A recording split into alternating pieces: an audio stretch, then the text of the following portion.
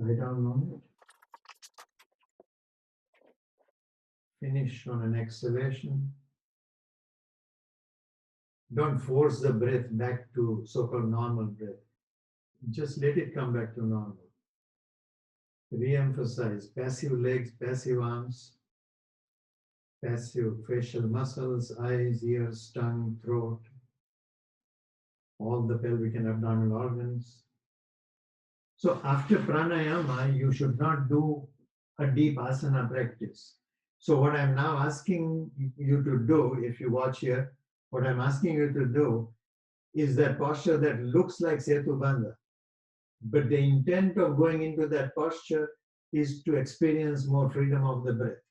So take whatever support you need under the pelvis. Rotate the shoulder blades as completely as you can. Lift the pelvis then and support the pelvis. Do not do this pose as an active asana pose. It should be a supported pose. And if you can, go ahead and support or hold your ankles with the arms rotated out. Imagine a line from the inner ear to your mid-thoracic vertebra.